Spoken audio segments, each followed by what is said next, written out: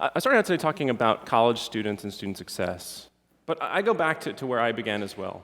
I think about as a kid, and actually even now as what they tell me as an adult today, I always loved to hear stories from my dad about my grandfather. And I go back to that because I always felt this really great connection to him, even though I had never actually met him. He died before I was born. And yet there was that connection that we find with our family, with our ancestors, with the people who've come before us that get us to where we are. We want to know about their strengths, their values. We want to know about their beliefs, their dreams. And for my grandfather, he was a pretty basic guy. He was a blue-collar worker. He was a World War II vet. He worked for Bell Telephone of Pennsylvania in the rural town of Pottsville, Pennsylvania, where I grew up. And he did the American dream. He provided that for his family. Food, clothes, a house, the car, family dog, everything that you could imagine. And yet for him, there was always something that was missing. There was something that was holding him back that he always felt, that prevented him from taking the next step. It was something he wanted for his children, for his children's children, and it was actually a college degree. Now, so when my dad graduates high school, this is 1967, it's not even a question. My dad comes out, and it's not a lofty goal that you can't achieve. It's something that he's going to be able to do. And my grandfather encourages that. Now, for us, this was very interesting. This is something you have to go back and think a little bit about.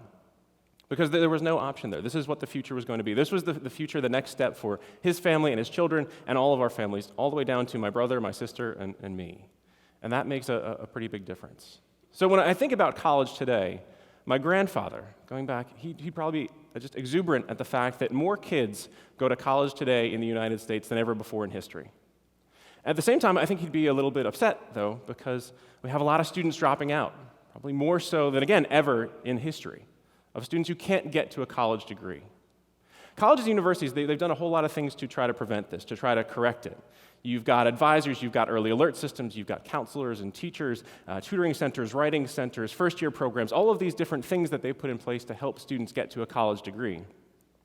The reality of the situation, though, is that we're not actually doing a very good job of that.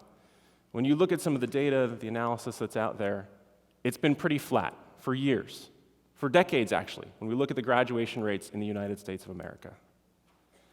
Now, when you go back as anybody, you start to ask a pretty big question. Why?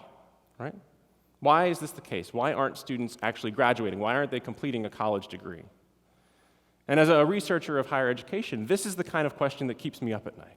Right? This is literally the thing that I just can't get over, that we have great access, we get kids into college, we get students in there, but they can't get through to a college degree, and I want to know why.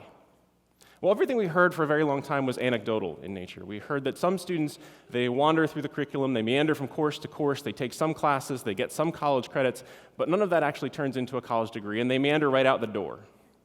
Right? You have this other note that we get a lot about, people talking through the student who's the stopout. This is the story you hear more often than not, that student who has to work to pay to go to college. They have a family issue that comes up that makes them go back home, and they can't necessarily complete their degree. They want to go back to school, but they rarely do. We also hear about students who are actually doing real well. They're flying through the curriculum. But there's another admissions question that comes for college and university students, and that's limited access majors, where they actually don't get admitted to the major of their choice. Nursing, journalism, computer science, graphic design.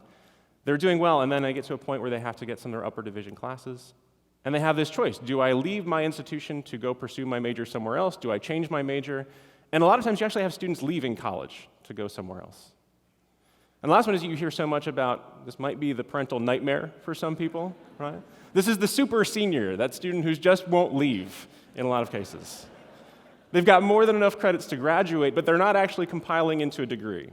So they'll stay in college until the money runs out, until financial aid is no longer available, and then they're going to leave without a degree. We heard all about these anecdotes. We hear these stories over and over again. There are dozens of other ones just like this that we try to figure out. But we never knew exactly how to identify students early on. We could never get in there and figure out how do we give the right students the right intervention at the right time to help them graduate.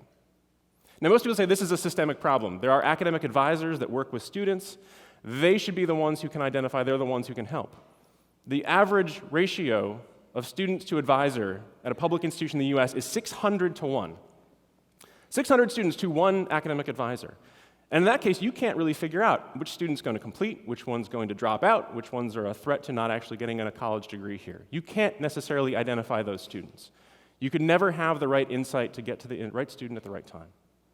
That's actually until now, where we've been able to use data in new ways at the Education Advisory Board that we call the Student Success Collaborative, where we've actually compiled data from more than 120 individual colleges and universities across the country, which gives us access to more than 6 million historic and current student records to see what's going on, and more than 250 million individual course records. This paints a great picture for us. We can start to identify, where did students go off the rails? Where did they not complete? Right? What are the right interventions that are going to have the greatest return for helping students? It starts with actually looking at student populations, because when you think about college graduation, everybody thinks our worst students are the ones who don't graduate. This is a student who has, say, a 2.0 grade point average GPA or lower. Everybody just assumes those are the students who aren't graduating. So we've thrown all of our resources, we've given them everything they could possibly need to graduate, right? And if you remember that chart I had a few slides ago, it hasn't done a thing. So what we've started to realize now from this data set is there's another student population. This is something that we're calling the Murky Middle. And this is a student with somewhere between a 2.0 and a 3.0 or a 3.2 GPA. They're moving through the curriculum, they're doing okay, and they've actually been flying under the radar for years, for decades, every semester. We think they're doing okay because they're not setting off any fire alarms, they're not academically doing in poor, and yet they have a greatest opportunity here for success because they're leaving college and university in droves. And we now can see that student population and realize there's an opportunity there to improve their graduation rates for almost every institution in the US. Now, beyond that, we want to get a little bit below that. The advisor question is, how do I work with an individual student? So if in that case we want to say, let's dive a little bit deeper into that data. Let's find those individual students. And what we've done for the very long time, and we've even talked about it here, is grade point average, GPA. Right? Everybody knows what a GPA is. Everybody's tracked that through high school, college, university. The problem is that GPA has actually failed us when we're trying to identify students. Because two students can have the exact same GPA, like we have here, Katie and Kelly, both have a 2.5 GPA. One of them is going to graduate, one of them is not. And if you're an academic advisor, how do you spot the right one before it's too late? You have to dive a little bit deeper into what students are doing here. So you look at Katie, she's actually got A's in a lot of her general ed courses, she's actually dropping a lot of courses, she's not hitting milestones in her grades, she's not accumulating credits. Her risk profile is going to be very high, meaning she's very unlikely to graduate from college. On the other side, you take Kelly. Kelly, this is a solid B-, C+ student, moving through the curriculum, completing courses, hitting the right milestones for her courses, making progress in their major, doing really well. And in this case, you have a very different risk profile. It's pretty low. The chances of her graduating are actually very good. Now, the challenge for us is, how do we get the right resources to the right student at the right time? How do we get Katie what she needs before it's too late, before she's so far off the track that she's not going to graduate? And that's what we can do now with this data. We can put this information, we can put actionable insights into the advisor's hands to figure out what is the targeted intervention that that student needs. Can we actually understand what are the root causes? Is it academic? Is it family issues? Is it roommate issues? Is it one course? Can we track their success, not at the end of the year, but we can track it semester by semester? Can we track it every week, every month, every day, every assignment, and keep that student on track to graduation? Can we sit down with them and actually figure out, what about this major? Right? What about your career choices? What are you interested in? What are your strengths? What are your areas of passion that you can get into? And how can we put you in touch with the right major that's going to help you be successful? In the end, what you have are greater success stories. You have more students graduating. You have more students getting through college. You have that bar chart going up. You have a greater opportunity here for everybody to get that dream that my grandfather had. Most people will say that the most expensive degree in the world is actually the one that students don't complete. When you think about that, and I think I go back to the beginning where we even started this talk, I go back to my grandfather. He actually understood very well the costs of a college degree. He didn't think about it in terms of tuition. He wasn't thinking about the cost of the fees. He wasn't thinking about the cost of room and board.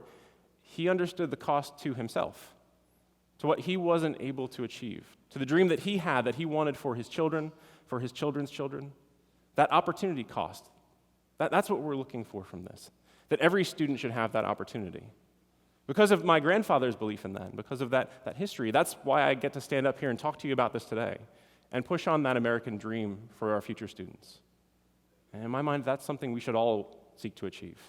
Isn't that really the dream of what we're trying to accomplish here? Thank you very much.